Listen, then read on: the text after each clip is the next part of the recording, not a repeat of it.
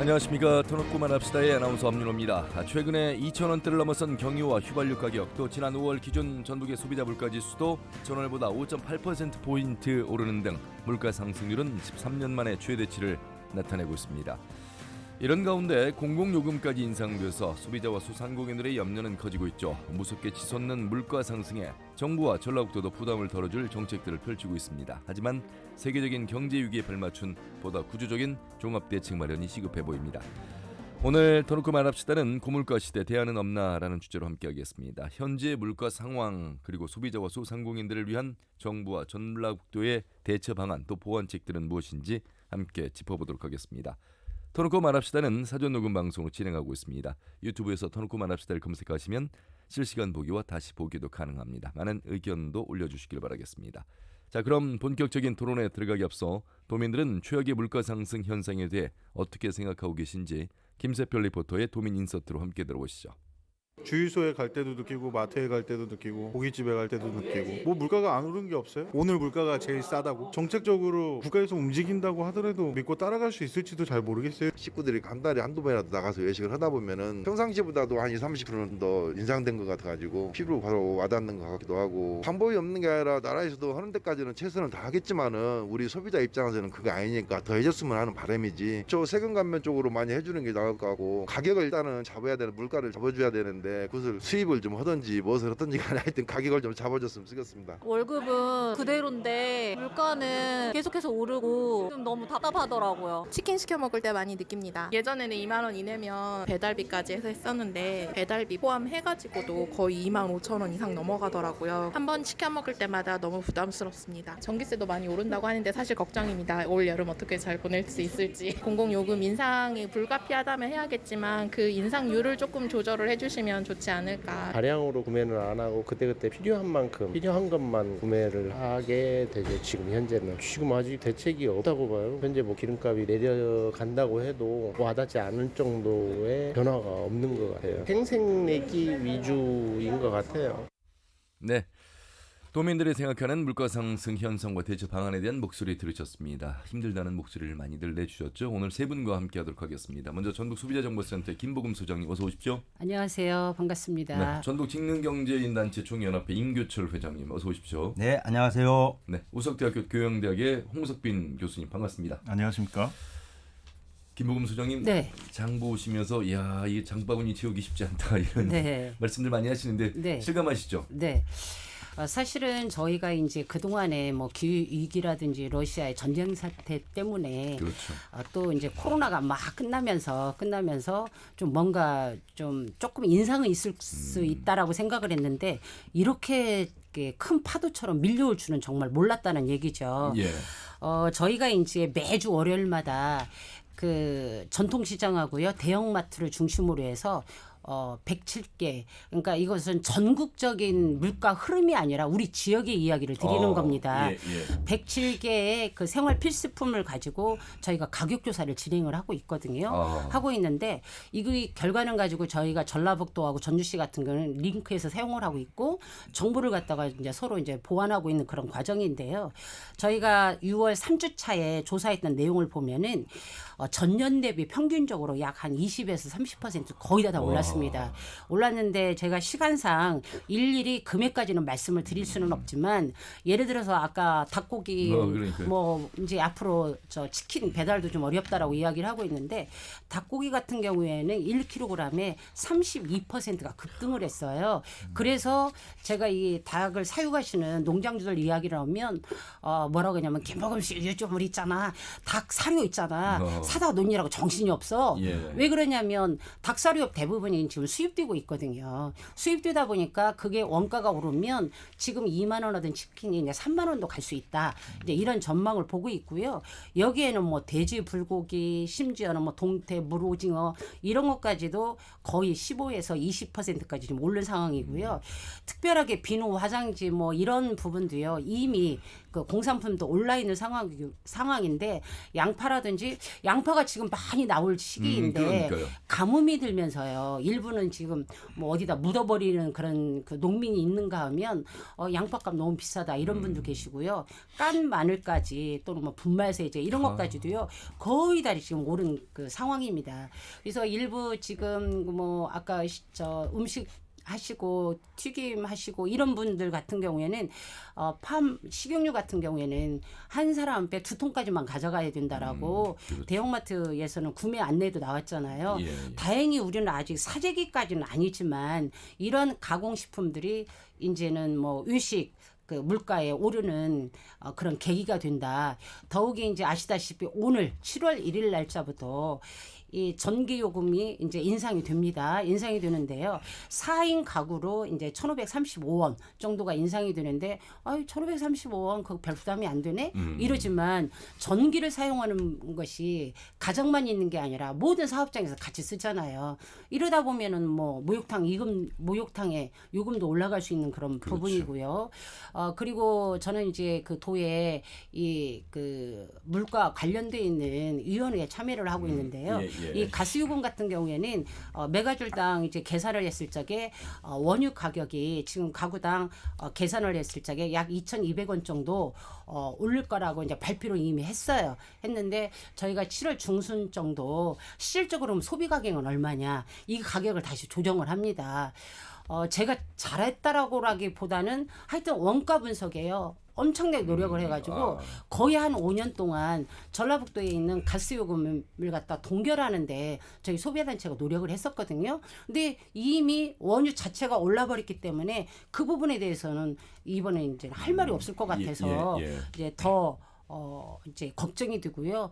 여기에 이제 택시 업계들은 막 저한테 전화해가지고 우리 용역 다 마쳤다.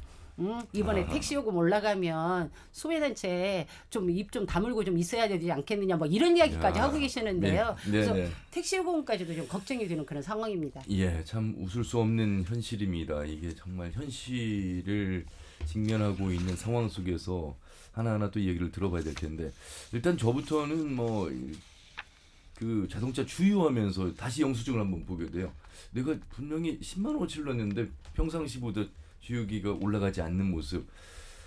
자영업자분들은 얼마나 더 심각하실까? 예, 임규철 회장님. 네. 예. 소상공인들이 느끼는 이 실감, 자영업자들 난감한 상황일 것 같습니다. 네, 이제 먼저 내년도 최저임금 인상안이 결정이 났습니다. 그렇죠. 이제 그런 부분에 대해서 이제 중소기업과 영세기업 또 자영업자 소상공인 현실을 외면한 결정이었다라고 우려의 말씀을 좀 드리면 5% 상승한 9,620원인데요. 네네 5% 상승했습니다. 이제 최저임금 인상으로 인해서 사회 전반적인 생활물가 인상이라든가 지금 7월 달부터 인상되기로 한 뭐 도시가스 요금, 전기요금 모든 것들이 생활물가 전반적으로 올라가는 부분들이 있는데 최저임금을 인상을 하는 데 있어서는 물가 상승률을 반영을 해야 됩니다. 그렇죠. 그런데 이미 2018년에서 2022년도까지에 대한 소비자 물가 상승률이 9.7%밖에 안 되는데 그동안 4년 5년 동안만 해도 41.5% 정도로 인상이 돼 있어요.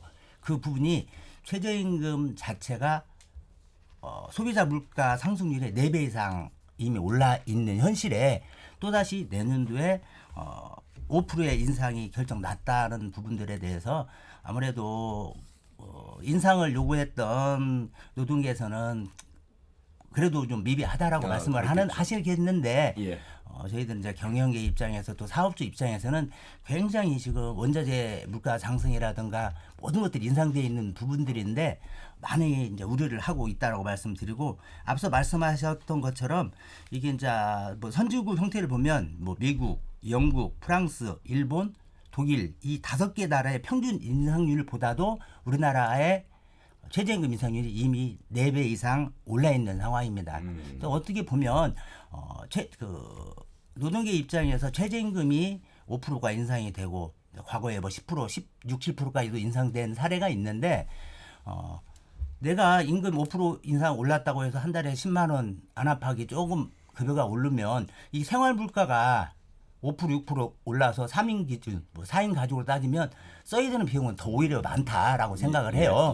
물가가 올라가지 않으면서 최저임금이 좀 올라가면 뭐 생활에 좀 여유가 생길 수가 있겠지만 모든 것이 전반적으로 올라가 버리는 상황이다 보니까 그것만 그렇게 강력하게 주장을 해야 되나 하는 좀 의구심도 갖고 이번 기회에 지금 업종별 그 구분에 대한 얘기가 올해도 지금 실은 물 건너 갔었던 상황인데 그렇죠. 예. 이런 부분을 어떻게 보면 지금 최저임금에 대한 기준을 잡으면 대기업이나 이런 영세소상공인이나 똑같이 최저임금에 대한 기준을 가지고 급여가 좀 나가고 있습니다. 거기에 다른 나라에는 없는 우리 대한민국에는 유일하게 있는 것이 지금 주휴수당이라는 것이 있어요. 그렇죠. 네. 예. 올해도 지금 9,160원이지만 이미 주휴수당을 포함을 하면 일주일에 몇 시간 이상 근무를 하면 주휴수당을 주게 되죠. 주 15시간 주 15시간, 이상, 월 그렇죠. 60시간 이상이면 예, 네. 주휴수당이 나가야 됩니다. 예. 그러다 보니까 주휴수당이 20% 정도가 되다 보니까 지금 현재 9,160원인 상황에서도 약 10,000원이 넘어요. 11,000원이 조금 안 되는 상황이란 말이에요. 예. 그렇다고 해서 이제 일부 주휴수당을 주지 않는 뭐 자영업자라던가는 있을 수는 솔직히 있습니다. 그런데 전체적으로 주휴수당을 받지 않을 수가 없어요.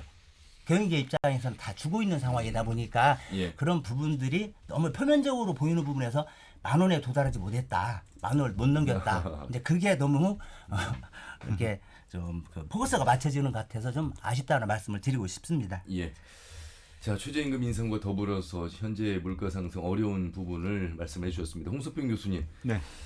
뭐 앞에 김보훈 소장님도 말씀하셨습니다만 국제적인 정세와도 연관성이 있습니다. 네. 그래서 우리 이제 그 나라 사정에 여러 가지 물가 상승 견인하는 요인들이 많을 텐데 네. 더 오를 것이다. 이제 공공요금도 인상이 지금 눈앞에 네, 닥쳐 있잖아요. 예, 그런 분석이 나오고 있죠. 예, 이게 이제 물가 상승이 이제 사실 우리 국내적으로 귀책 사유가 있으면 문제가 없겠는데 문제는 이제 이게 해외 외부 요인 발휘라는 거거든요. 그렇죠. 아시다시피 뭐 우크라이나 침공, 또 중국은 뭐 여러 도시가 봉쇄가 돼 버렸고요. 또 글로벌 서플라이 체인, 소위 공급망이 굉장히 불안한 상태고 따라서 유가, 원자재, 식량 모든 부분이 지금 다 수급이 불안한 외부 요인발 물가 상승입니다. 이런 현상들을 두고 최근 우리가 3고 시대다 얘기를 하죠. 고금리, 고물가, 고환율. 그런데 여기다 하나 더 더하면 이제 고유가까지 포함하면 4고 시대를 앞두고 있습니다. 1980년대 중반에 전 세계적으로 3저 시대가 있었습니다. 그때 당시에 우리나라 경제가 크게 성장을 했거든요. 성장률이 많이 오르고 그 반대로 이렇게 3고 시대, 4고 시대가 된다는 얘기는 경제 성장에 굉장히 지대한 악영향을 미친다는 얘기가 되겠고요. 따라서 기대 인플레이션율 같은 특히 이제 물가만 보면은 엊그저께 발표한 그 지표에 따르면은 기대 인플레이션율이라는 게 있는데 이거는 소비자들이 국민들이 향후 1년 동안 앞으로 물가가 얼마나 오를 것이냐라는 예상치입니다.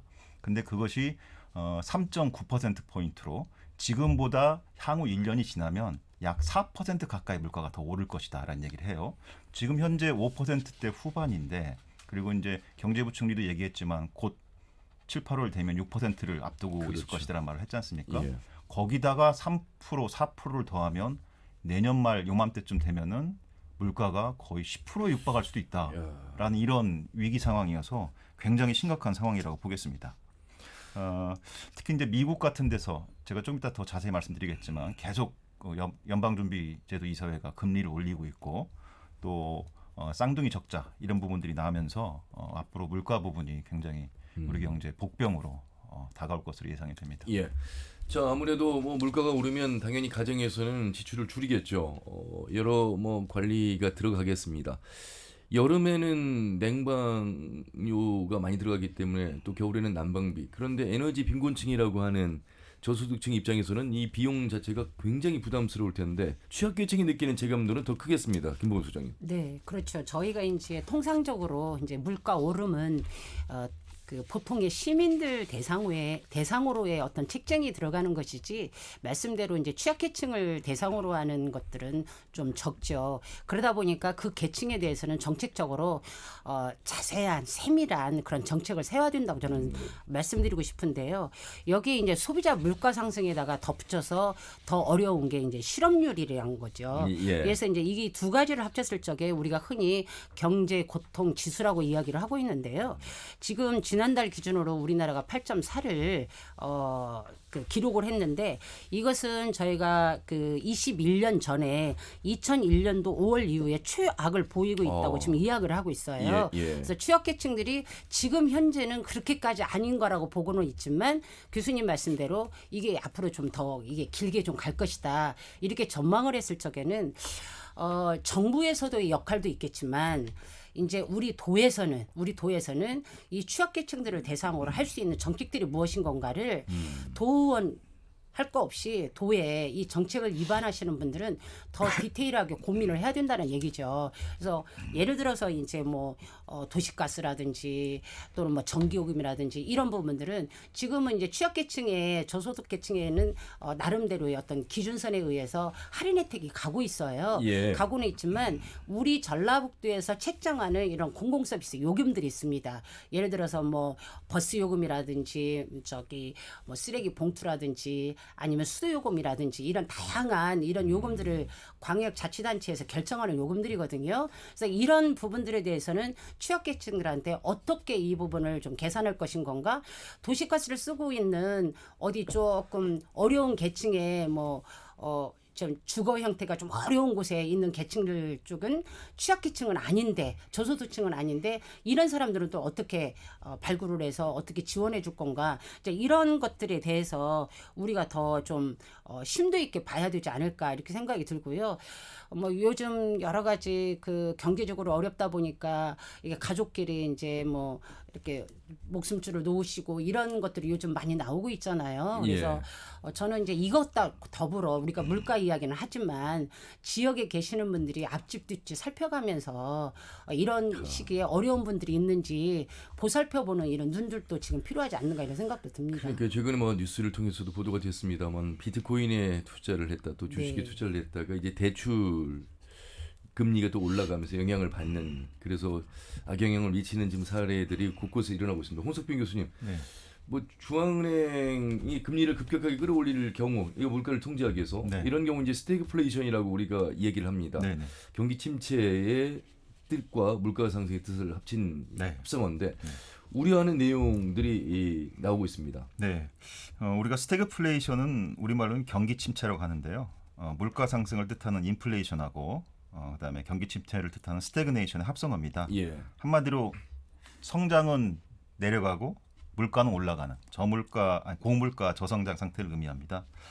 지금 국제적으로 세계은행, 그다음에 IMF, 그다음에 OECD 이런 기관에서 전반적으로 세계 경제 성장률을 지금 하향 조정하고 있죠.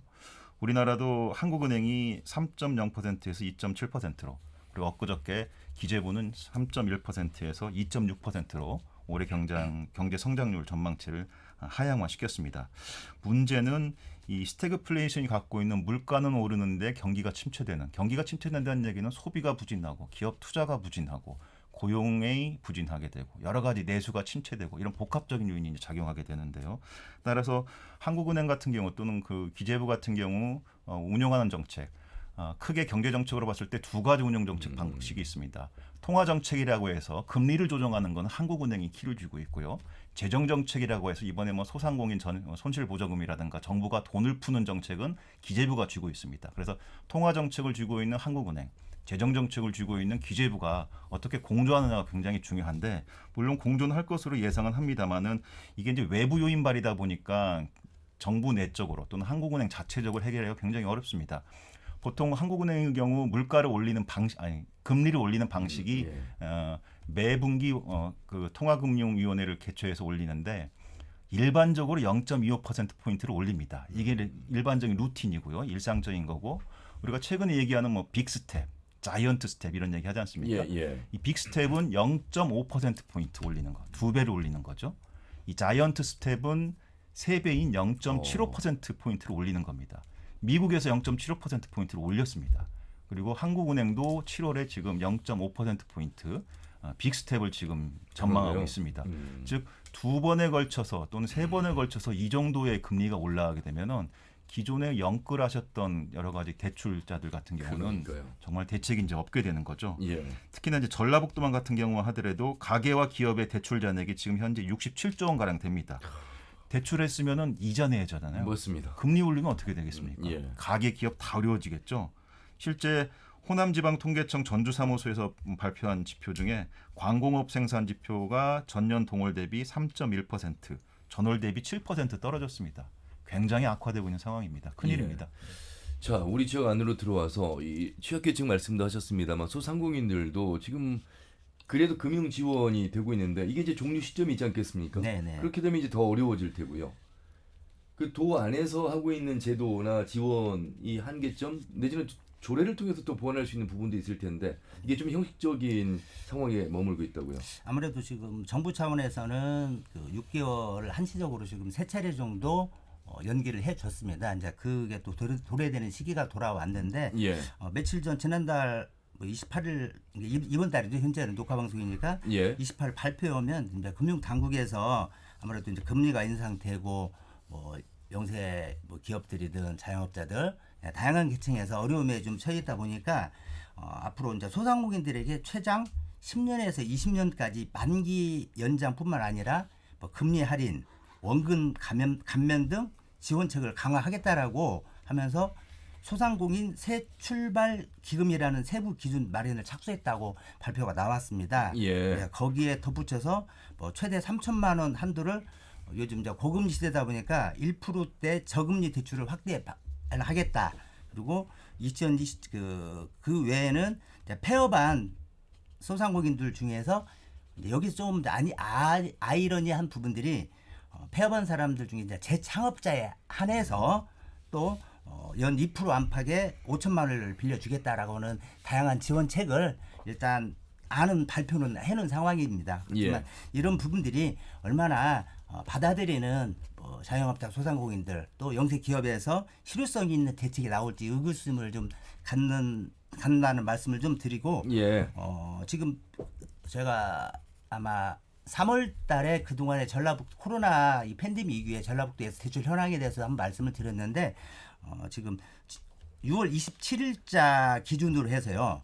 전라북도에 2020년에서 2020년 6월 7일까지 약 지금 그 보증을 받거나 보증을 연장한 건수가 9만 534건에 1조 9,640조 1조 9,640억 정도의 지금 대출을 받은 상황이에요. 전라북도가요? 네네. 이게 지금 지난 3월달 이후에 약 1,970억 정도가 또 이미 늘은 상황이에요. 그럼 2조가 넘었네요. 예, 예. 아니요, 이제 전체적인 것은 전체적으로. 전체적인 예. 것은 1조 9,600억 정도. 예, 예. 이렇게 그 어려움에 또 이렇게 다양하게 이렇게 가중돼 있는 상황에서 금리는 금리대로 오르고 예. 또 원금하고 이자를 갚는 상황에서 정부에서 거치 기간은 지금 1년 정도 또 연장은 해 주셨어요. 그러나 그게 대출을 받은 모두에게 해당된 부분은 아니다 보니까 좀 굉장히 어려움에 처해 있다라고 말씀드리고 그 부분보다는 이게 정부에서 해주는 뭐 경영 안정자금, 코로나 자금 외에 이 자영업자 소상공인 또 기업을 하시는 분들도 마찬가지지만 정부에서 주는 금액이 한정적이다 보니까 주택담보로 해서 대출을 받는 경우가 굉장히 좀 많이 있습니다. 그 부분이 주택담보로 대출 받은 것이 전체적으로 한 50조 정도가 늘었다라고 그래요. 예.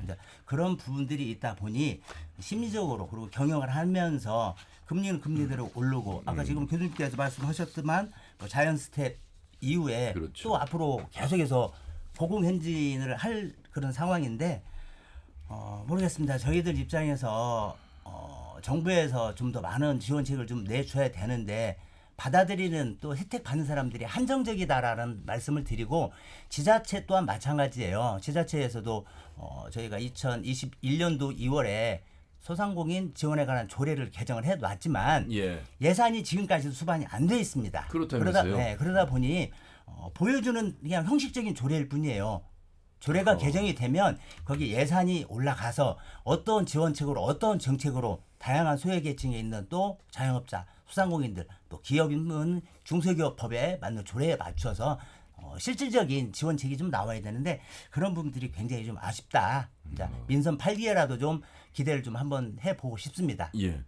1조 9,640억 가운데 제 대출도 포함이 돼 있겠네요. 네네네. 아니 대출도 능력이다 이런 말 하면 안 되겠습니다. 이 액수가 이게 어마어마해서 사실 이 액수에 우리 전라북도 도민이 내야 될 이자를 계산한다면 상당한 액수죠. 자, 그런 가운데 이제 전기요금 뭐 인상 최선의 조치라면서 한덕수 국무총리 윤석열 정부가 물가를 직접 통제하는 일은 없을 것이다. 어떻게 대안을 마련해야 되는 것인지 피부에 와 닿을 것인지 뭐 이런 이야기들 좀 해봐야 될 텐데 각자 입장에서 좀 말씀을 해주시죠. 김보검 소장님. 네.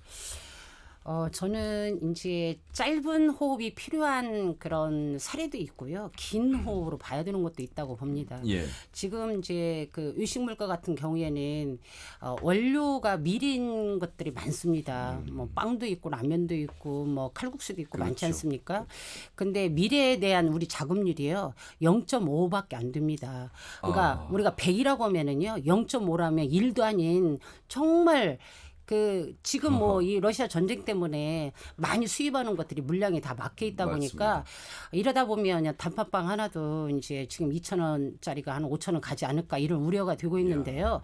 이런 것을 긴 짧은 호흡으로 본다라고 하면 빨리 그 뭐 비축을 갖다가 푼다든지 그래서 저는 어디입니까? 광주 쪽에 있는 비축 그 현장까지 가봤어요. 얼마만큼 지금 비축이 돼 있고 이 부분을 우리가 어떻게 대응할 수 있는 건가?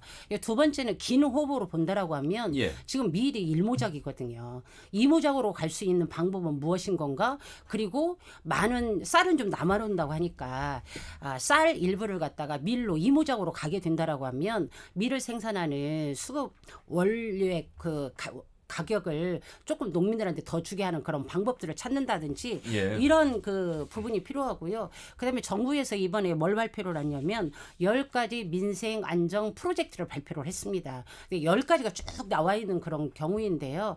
이런 것들이 어떤 가격을 통제하겠다. 뭐 전기 가격을 통제하겠다. 이것보다는요. 실질적으로 어떤 할당 관세라든지 부가가치세 이런 면제를 통해 가지고 가격 인하를 유도를 해야 되겠고요. 그다음에 국민들이 많이 쓰고 있는 게 누구나 쓰고 있는 게 지금 통신요금 아닙니까? 그렇죠. 이것도 예, 상당합니다. 그래서 이런 요금들을 갖다가 합리적으로 줄일 수 있도록 업체하고 정책을 제안하는 이런 부분들도 필요하다고 저는 보고 있고요. 그래서 저는 이게 그냥 이렇게 하겠습니다라고 보도만 끝나는 게 아니라 이게 실질적으로 어떻게 정책에 제안이 되고 있고 실질적으로 뭐 소상공인뿐만 아니라 이 소비자들한테 이 영향력이 가고 있는지 이런 것을 갖다가 좀 살펴보는 짚어내는 이런 정책들이 좀 필요하다 이런 생각이 듭니다. 단기와 장기로 구분해서 말씀을 네. 좀 해주시게 더 이해가 좀 빠릅니다. 홍석빈 교수님.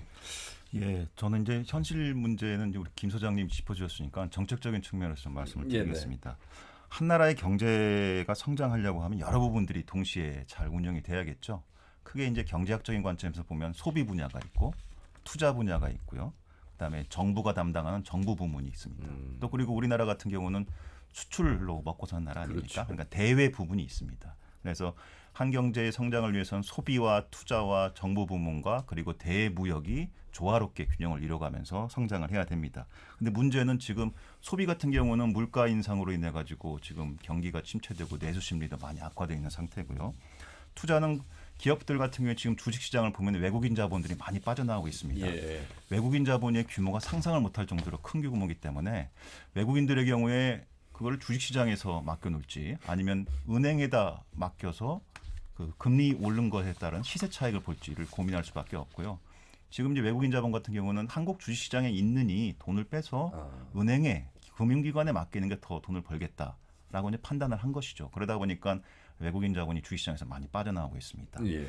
또 기업들 같은 경우 미래 불확실성이 커지니까 투자를 기피합니다. 그렇죠. 예. 이번에 LG엔솔 같은 경우에 미국의 투자 계획을 지금 재점검하고 있다는 거 아니겠습니까? 예. 물론 당연히 국내 투자도 여러 가지 그렇겠죠. 재평가를 하겠죠. 그러면 고용이 또 줄 수가 있고 가계 경제가 더불어서 나빠질 수가 있겠습니다. 또 특히나 지금 이제 뭐 밀 가격 말씀하셨는데 농산물 작업률도 그렇지만 모든 공급망 차원에서 지금 대외 경제에서 원부자재를 수입해서 그걸 가공해서 팔아서 수출해 가지고 돈을 벌어야 될 대한민국 경제 입장에서 보면은 대부분의 경우에 굉장히 심각한 타격이 올 수 있는 거죠. 예. 이런 부분들에 대해서 정부는 아까 말씀드렸다시피 한은의 통화 정책과 기재부의 재정 정책이 조화롭게 균형을 이룰 필요가 있고요. 따라서 이게 말은 쉽습니다만은 기관들 사이의 입장이 있기 때문에 이런 것들을 조정하는 것도 이렇게 쉬운 문제는 아닙니다. 일단은 자기 기관들이 담당하고 있는 정책들을 우선시할 수밖에 없기 때문에 그렇기 때문에 그 컨트롤 타워라고 할 수 있는 이제 뭐 청와대라는 표현을 좀 쓰긴 힘든 시대가 됐습니다만은 예, 정책 당국에서 그런 부분을 키를 쥐고 재정 정책과 통화 정책이 잘 미세 조정돼서 경제학적으로 미세 조정이라는 말은 아주 민감한 부분을 구조적으로 잘 설계한다는 뜻입니다. 그런 정책의 운용을 잘 펴가지고 이 위기를 넘어가야 되지 않을까 생각합니다. 저는 하신 말씀에 덧붙여서 특히 미세한 부분에 감독을 좀 철저히 해라고 좀 부탁을 드리고 싶은 내용이 뭐냐면 바로 오늘 7월 1일 날부터 유류세 인하 37% 발표하셨죠. 예. 발표했는데 오늘 차 타고 나가보세요. 얼마나 인하가 됐는지. 이걸 인하하겠다고 언제 발표했냐면요. 제가 이거 다 체크했거든요. 6월 20일 날 발표했어요. 6월 20일 날 발표했는데 6월 20일 날 발표한 날 주유소에서요. 30% 인상 요금으로 올려버렸어요. 그리고 오늘 30% 인하를 해요. 그러면 무슨 의미가 있어요? 똔또군요. 네, 이게 지금 소비자단체 저희 그 석유 그 에너지 감시단이 있거든요. 거기에서 이제 전국의 한 10,000개의 주유소에 대해서 이 유류세 인하분에 대해서 조사를 했습니다. 조사를 했는데 여기에서 있잖아요. 이게 반영이 된 부분이 38개밖에 안 돼요. 그러니까 0.35%밖에 안 된다는 거죠. 그러면 결국은 인하를 했던 인상을 했던지 간에 이 부분이 소비자한테 직접 오는 게 아니라 정유사 홀로 초유의 잔치를 벌이지 않느냐 지금 이런 얘기가 나오고 있습니다. 그래서 저는 뭐 공정위하고 산업부에서 합동 점검반을 구성을 하겠다 이렇게 이야기를 하셨는데요. 이 부분은 정말 석유 업계는 협조를 해주셔야 되겠고요. 어떤 탄루라든지 담합이라든지 카르텔 형성이라든지 이런 부분에 대해서는요. 누가 눈을 크게 가지고 있어야 되냐면 우리 소비자들이 가지고 계셔야 돼요. 그래서 어디하고 우리 동네 한 지역이 똑같은 금액을 받아버리네. 예를 들어서 이런 부분들 인하한 부분이 전혀 느낌이 안 오네. 이런 예. 경우에는요. 영수증 증거하셔가지고 신고하셔야 됩니다. 그리고 정부에서 그런 부분에 대해서는 정말 감독하라고 이야기하고 싶어요. 예, 공정거래위원회하고 규제개혁위원회 네. 두 기관이 있습니다. 네. 바로 소장님 말씀하시는 그 부분의 역할들을 하는 기관인데요. 네. 보시면은 이제 우리가 과거 정권에 무슨 뭐 전봇대를 뽑네 뭐 하면서 규제 완화하겠다고 했는데 사실은 규제의 양적인 줄임도 중요하지만 질적인 줄임이 더 사실은 규제 개혁이 더 중요합니다. 정부 부처들의 규제들은 굉장히 복합적으로 얽혀 있습니다. 이 부처 저 부처가 서로 얽혀 있기 때문에 그런 것들 우리가 일컬어서 덩어리 규제라고 하거든요. 그런 덩어리 규제를 질적으로 개선시키는 게 중요하고 지금 유류세 말씀을 하셨지만 한쪽에서 올려놓고 한쪽에서 다시 또 네. 내려버리면 결국 이제 우리가 시쳇말로 이렇게 뭐 조삼모사 이런 거 아니겠습니까? 예, 이렇게 예. 되지 않도록 지금 해야 될 필요가 있고요. 따라서 정부는 이 규제 개혁을 하는 데 있어서 그 사전에 철저한 조사도 필요하지만 규제 감독 기관이 부처 간에 얽혀 있는 그런 덩어리 규제를 잘 혁신할 수 있도록 컨트롤 타워가 잘 조정을 해주는 것이 중요하죠. 예.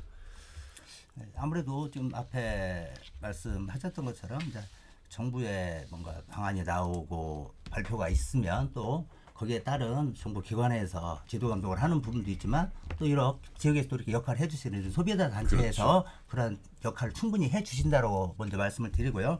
아무래도 이제 저희 이제 자영업자 소상공인들 입장 또 중소기업 입장을 또 이렇게 여러 가지를 말씀드리면 이제 자영업자 같은 경우는 평균 전국적으로 한 20.2%예요 지역별로. 그러나 전라북도는 26.6%. 제가 여러 차례 말씀드렸지만 아무래도 전라북도 자체가 산업기관이 워낙 취약하다 보니까 이런 부분들이 먹고 사는 문제에 가장 민감하고 또 이렇게 모든 물가가 올라가고 고금리에 고환율에 피부적으로 더 실감을 더 많이 할 수밖에 없다라고 좀 말씀을 드려요. 그리고 지금 뭐 어차피 전기요금도 그 분기별 개정할 수 있는 부분을 원래 3원이었는데 5원으로 개정을 해서 예. 지금 이제 7월 달부터 5원으로 분기별 또 올라가고 또 가스요금도 주택은 7% 이제 저희 그 소상공인들이나 자영업자들 쓰는 일반용 가게 쓰는 부분들은 7.2% 지금 인상이 된 부분이다 보니까 이 경영의 한계를 느끼고 또 모든 것이 올라가고 있는 상황에서 힘들어하는 입장이지만 소비자들도 마찬가지예요. 가정에서 살림을 하시는 분들도 다 마찬가지인데 예. 참 이런 부분들이 그 지역에서 어떻게 보면 이제 7월 1일부터 출범한 전라북도 도 민선 8기에서 진짜 먹고 사는 문제를 먼저 중점적으로 현안을 두고 다양한 지원 정책을 좀 만들고 앞서 말씀드렸지만 지역에서 도에 다양한 조례들이 많이 있습니다. 그 조례에 예산이 수반이 되지 않았다라면 아마 올해는 조금 불가항적으로 어려울 수는 있습니다. 그렇지만 2023년도 올 가을에 내년도 예산 편성을 하면서는 다양한 예산을 좀 확보해서 다양한 계층에 좀 지원을 해줄 수 있는 그런 정책이 꼭 필요하다고 말씀드립니다. 저는 그 우리 말씀하신 임 대표님 말씀이 민선 8기에 기대가 있다라고 얘기하셨는데요. 그 부분도 정말 지역에서 필요하지만 사실은 정부의 정책 자금을 풀고 많은 예산이 들어가는 부분은 국회에서 하셔야 되는 거 아닙니까? 해야 예. 되는 거. 원구성조차도 안 돼 있고 도대체 지금 대통령께서는 아주 그 위급한 시기다라고 말씀을 함에도 불구하고 국회의원들 다 어디 가서 뭐 하시는지 모르겠어요. 제가 드리려는 네. 말씀을 대신해 주셨네요. 네. 자, 오늘 터놓고 말합시다는 고물가 시대 대안은 없나라는 주제로 전북 직능경제인 단체 총연합 임교철 회장 그리고 우석대학교 교양대학계 홍석빈 교수 전북 소비자정보센터 김보금 소장과 함께하고 계십니다. 유튜브를 통해서도 여러분들께서는 실시간 보기 함께하실 수 있습니다. 이번에는 전북 일자리 경제본부의 한승용 경제정책팀장을 전화 연결해서 도의 입장 말씀을 들어보도록 하겠습니다. 팀장님 안녕하십니까? 예, 안녕하세요. 예. 민선 8기 거는 기대의 목소리를 많이들 내주셨습니다. 이번 네. 사안 어떻게 바라보고 계시는지요? 네, 저희도 사실 굉장히 엄중하게 바라보고 있고요. 지금 뭐 아시다시피 뭐 러시아 우크라이나 사태, 그다음에 공급망 차질 등 원자재 가격 상승으로 물가 상승률이 지금 세계적으로 40년 만에 최고 수준이지 않습니까? 또 우리 또한 5월 소비자 물가가 전년 동월비 5.8% 상승해서 10년 9개월 만에 최대 상승을 기록을 했습니다. 그래서 도에서는 물가 동향을 지금 A주시 계속하고 있고요. 물가 상승이 도민들에게 미치는 영향을 최소화하고 민생 경제 안정화를 위해서 중앙부처 또 시군과 협력 체계를 구축해서 대응을 하고 있습니다. 예. 7월에 가스와 전기 요금 인상이 됐는데 전라도에서도 요금을 조정하는 공공요금들 동결하는 방향으로 가닥을 잡았다고 합니다. 어떤 품목들일까요? 예, 저희가 지금 그 지방 공공요금이 6개 품목이 있는데요. 예. 그 품목 중에 이제 그 도에서 관리하는 게 버스, 택시, 도시가스, 소매요금이고 시군에서 관리하는 게 상수도요금, 하수도요금, 쓰레기봉투요금 6개 품목입니다. 근데 이 중에서 지금 그 택시요금, 버스요금, 그다음에 하수도, 쓰레기봉투요금 4개 품목은 동결할 예정이고요. 예. 다만 이제 그 택시요금은 저희가 2019년 인상 이후에 요금을 동결하고 있는데 뭐 연료비 인상 등에 따른 택시업계 경영난 등으로 현재 요금 조정을 위한 연구 용역을 진행하고 있습니다. 예. 그래서 용역 결과에 따라서 아마 내년 중에 택시 요금을 조정을 검토할 예정이고요. 뭐 방금 저기 다른 분들도 말씀하셨지만 도시가스 소매 요금인데요. 예. 이게 지금 정부에서 그 이제 도시가스 요금을 올린다고 그러니까 가스 요금을 올린다고 말씀을 하셨는데 그런 저희가 볼 때 정확히 말하면 도매 요금이고요. 도에서 이제 관리하는 것은 소매 요금인데 사실 우리 전북도는 최근 5년간 동결 또는 인하를 해 왔습니다. 현재는 도시가스 회사 공급 비용 산정 기준을 매년 그 재산정하는 용역을 진행 중인데 어쨌든 5년간 계속 그 인하 또는 동결을 해왔기 때문에 올해도 원가 상승 등 인상 요인이 많긴 하지만 용역 결과에 따라서 최대한 요금 동결이나 뭐 인상을 하더라도 아주 최소화를 위해서 협의를 하고 있습니다. 예. 상하수도 요금은 어떻습니까? 상하수도 요금은 지금 이제 대부분의 저희가 14개 시군 중에 12개 시군이 동결할 예정이고요. 예. 그 이제 장수군이 원래 당초 7월에 조례에 의해서 연차적 인상이 계획돼 있었습니다. 근데 저희가 확인을 해보니까 앞으로 조례 개정을 통해서 요금 동결을 추진할 계획이라고 저희가 알고 있고요. 그다음에 고창군이 하반기에 요금 조정을 검토 중인데 최근 물가 상승을 고려해서 동결할 수 있도록 저희하고 충분히 협의를 하고 있습니다. 예. 이미 많은 물가가 오른 가운데 이제 공공요금 동결 그래도 피부로 와 닿긴 하겠습니다만 실제로 어느 정도 기대 효과를 예측하고 계실까요? 사실 그러니까 지방 공공요금이 뭐 이렇게 뭘 인하한다고 해가지고 소비자 물가가 확 떨어지고 이런 것은 없는데 예. 어쨌든 생활 물가와 밀접하게 관련되어 있다고 저희는 판단하고 있습니다. 그래서 공공요금 동결을 통해서 도민들의 가계 부담을 조금이나마 덜어드리고 또 그 물가 인상 억제 이런 효과라든지 물가 안정화에 기여할 것으로 저희는 기대하고 있습니다. 예. 자, 그리고 이제 뭐 취약계층이라고 하는 저소득층이 계시는데 12만여 가구에게 긴급 생활지원금을 지급한다 이렇게 밝혔습니다. 네네. 그러니까 저희가 지금 이제 생활고를 겪는 저소득층을 위해서 긴급 생활지원금을 6월 27일부터 지급하고 있는데요. 긴급 생활지원금은 기초수급자라든지 법정 차상위계층, 그다음에 아동 양육비를 지원받는 한부모 가족 등 12만 2,214가구입니다. 그래서 급여 자격과 가구 원수에 따라서 1인 가구 30만에서 4인 가구 최대 100만 원까지 차등 지급을 하는데요. 주소지 그 읍면동 주민센터에서 수령을 할 수가 있고요. 올해 말까지 사용을 하실 수 있습니다. 예. 도 차원에서 어느 정도 공공요금 동결 노력은 하고 있습니다만 사실 이게 뭐 지자체도 한계가 있기 때문에 그 말씀도 해주셨고 정부가 이 생활물가 안정 대책을 어느 정도 좀 더 방안을 내놓고 그리고 지역 정치권에서도 아까 이제 국회에서 목소리가 좀 나와야 되는데 지금 뭐하고 있느냐라는 질타도 있었습니다. 이런 노력들 함께 이루어져야 될 것 같습니다. 네, 저희 오르신 말씀이고요. 저희도 이제 사실은 이게 물가 상승이 촉발되는 원인이 대외적인 것이기 때문에 지방자치단 지방정부가 대응하는 것이 쉽지 않은 건 사실입니다. 네, 하지만 현재 그 행정안전부 주관으로 지방 공공요금 관리회의 등 물가 관련 회의를 수시로 진행하고 있고 또 중앙부처와 광역 지방 정부가 협력하여 대응하고 있습니다. 또한 그 지난 6월 20일 날 지금 김관영 그 신임 그 도의사께서 대통령과 민선 8기 광역 그 단체장들에게 물가 민생에 선제적으로 대응하기 위한 7월 초에 중앙지방협력회의를 개최하자는 긴급 제안을 하셨습니다. 이러한 물가 상승으로 인한 민생 난국을 극복하기 위해서 중앙부처에 저희가 필요한 부분은 적극 요청하고 또 협력해야 될 부분은 적극 협조해 나가도록 하겠습니다. 예. 자, 오늘 임규철 회장, 김보금 소장님 그리고 홍석빈 교수님 함께하고 계시는데 혹시 도에 뭐 제안하고 싶은 내용 있으시면 임규철 회장 말씀하시죠. 인사 나누시죠.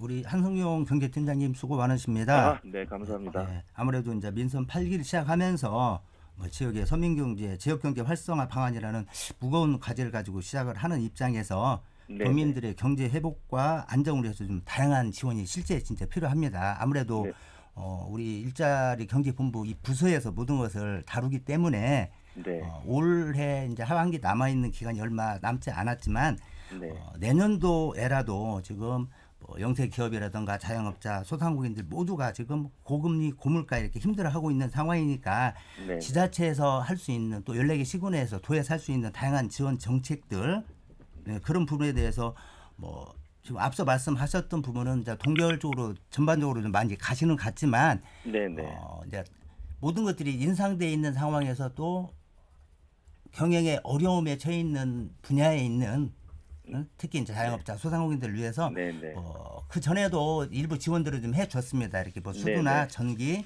가스 이제 그런 부분에 대한 지원책, 실질적인 좀 지원책에 대한 계획 수립이 좀 필요하고요. 여기에 조금 말씀드리면 저희 자영업자, 소상공인들 또 영세 기업인들은 이 지금 이자에 대해서 굉장히 지금 어려움을 많이 토로하고 있습니다. 그래서 이자 지원이 지금 2021년도, 22년도 제가 과에 그렇게 다니면서 얘기를 해도 네. 거의 금액이 아주 미비해요. 예, 그럼 예산을 좀 많이 잡으셔가지고 네. 이자 지원의 폭을 좀 넓혀 주십시오.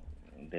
네, 거기에 좀 더 한 가지 더 곁들이면 앞으로 발생될 수 있는 또 대출을 받는 부분들이 이제 보증 수수료 지원은 제가 신부를 그렇게 다녀도 신부에서는 제도로 직접적으로 할 수 있다 없다라고 얘기를 하시더라고요. 아, 전라북도 예, 예. 차원에서 대출을 받는 영세 기업인들 또 영세 소상공인들을 위해서라도 조금 보증 수수료 지원해 줄 수 있는 그런 방안까지 좀 계획 수립 좀 부탁드리고 당부 요청드리겠습니다. 아, 네, 잘 알겠습니다. 네, 네, 네.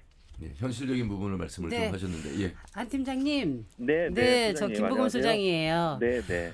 저는 그 물가 담당 공무원이 얼마나 그 애로사항이 있고 힘든지 잘 알고 있습니다. 네, 네. 그럼에도 불구하고 물가 정책은 그 광역자치단체 평가를 하는데 아주 중요한 지표이거든요. 네, 그래서 네, 올해도 맞습니다. 잘 하셔가지고요. 네, 1등도 가시고 상금도 받으시고요.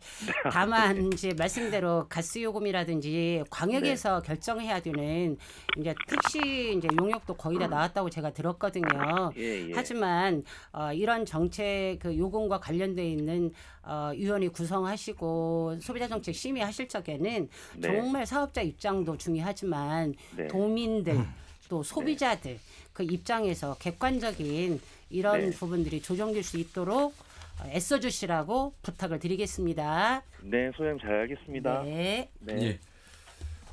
예, 저도 한 말씀 드리겠습니다. 예, 저는 이제 학교에 있으니까 좀 학교 티격에 말씀드리겠습니다.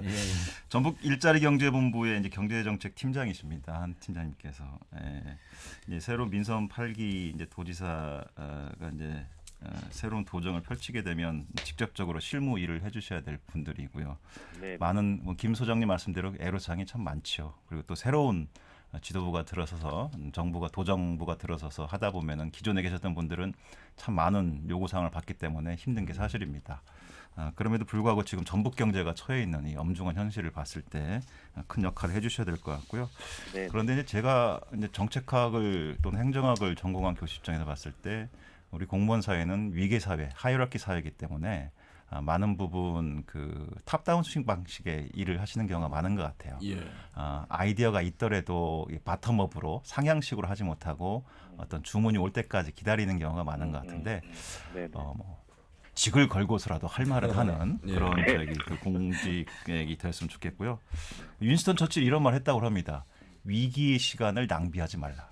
전라북도도 위기고 대한민국도 위기고 모든 게 다 위기입니다. 하지만 이 위기의 시간을 어떻게 잘 넘어가느냐가 굉장히 중요하고 특히나 저는 이 공직사회에 계시는 이 관료들의 역할이 그 무엇보다 중요하다.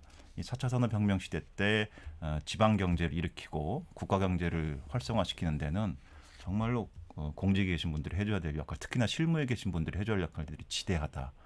기대하는 바가 큽니다. 예. 아마 한 팀장님은 그렇게 일하실 겁니다. 예. 팀장님, 세 분께서 주문하신 내용 참 현실적으로 좀 이루어지면 좋겠다는 생각이 들어요. 많은 분들도 그렇게 생각하실 것 같고. 여기 사실 저기 홍석빈 교수님 말씀하신 거 그 탑다운 방식이 말씀하셨잖아요. 예.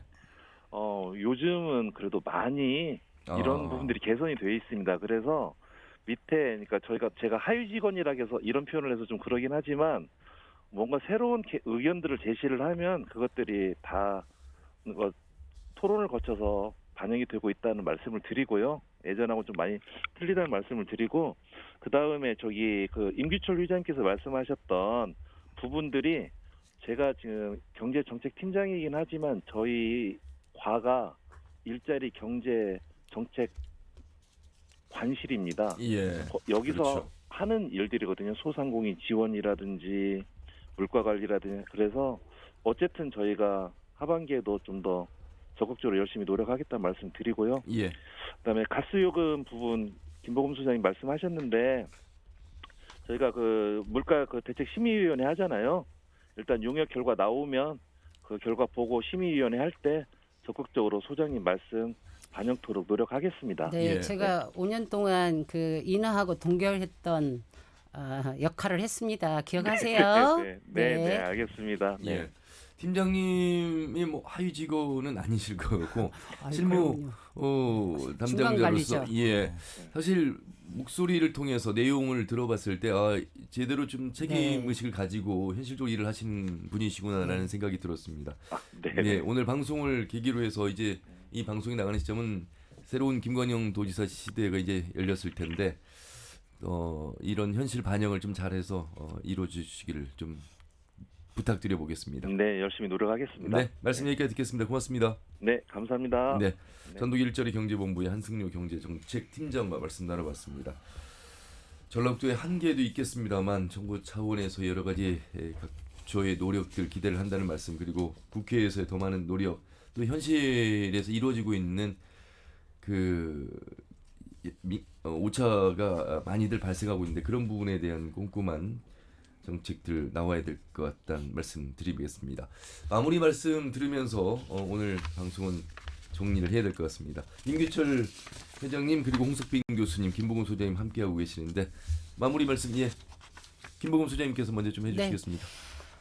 정부나 자치단체에서나 하셔야 될 이야기는요 앞에서 지금 다 했습니다. 했고요. 결과적으로 꼭 어느 때 어느 순간 마무리에서는 다 소비자 일로 떨어져요. 그래서 좀 어렵고 힘든 시기이지만 사실은 전기도 지금 많이 써야 될 때잖아요. 전기 요금도 중요하지만 우리가 좀 전략하는 옛날 그 생각들을 좀 가지고 물도 좀 덜 쓰고요. 좀 전기도 좀 덜 쓰는 그런 그 전략하는 것들도 하나의 이 고물가를 이겨내는 지혜가 아닌가 이런 생각이 듭니다. 예. 네. 절약만 한 게 없죠. 사실은 일상생활에서 해야 될 절약들만 잘 하더라도 많은 비용을 줄일 수가 있겠습니다. 자, 임규철 회장님. 네. 오늘 뭐 참 우리 소장님이나 교수님께서 좋은 말씀 참 많이 해주셨고요. 지금 외부에서는 실제로 그래요. 이제 노동계에서는 뭐 월급 빼고 다 올랐다. 그렇죠. 자, 영세 기업이라든가 자영업자, 소상공인들은 매출 빼고는 다 올랐다라고 하는 상황입니다. 이렇게 어려운 상황이고 앞서 언급하셨던 뭐 고물가, 고환율, 고금리 이 삼중구에 시달리고 있는 이 시기에 새로 출범하는 민선 8기에서 진짜 도민들의 민생 회복, 경제 회복을 위해서 좀 진력을 해 주시기를 부탁 말씀드리면서 저는 마무리하겠습니다. 예, 전라북도 당선인이나 전주시장 당선인 경제개발 중심의 화두를 모으고 있는데 경제 개발도 중요하지만 지금 현재 살고 있는 민생의 어떤 현안 부분들 꼼꼼히 살펴보면 특히 물가 중심의 목소리도 많이 들으셔야 될 것 같다는 생각이 듭니다. 홍석빈 교수님. 예, 위기를 탈출하기 위해서 역할 주체들이 있습니다. 특히나 이 행정부의 역할이 중요하고요. 더불어서 아까 김 소장님 말씀하셨지만 입법부 역할이 너무 중요합니다. 입법부는 게임의 룰을 세팅하는 부서입니다. 게임의 룰을 어떻게 세팅해 놓느냐, 즉 법이나 규범을 어떻게 만들어 놓느냐, 또는 시행령과 조례들을 어떻게 만들어 놓느냐에 따라 가지고 그 게임의 룰 하에서 경제인이나 기업이나 소상공인이나 개인이나 다 그 내부적인 게임의 룰을 가지고 플레이를 하는 것입니다. 따라서 입법부 역할이 무엇보다 중요하기 때문에 빨리 국회의원이라든가 또 우리 민선 8기 도, 시, 군구 의회 역할이 굉장히 중요하다는 말씀을 드리고요.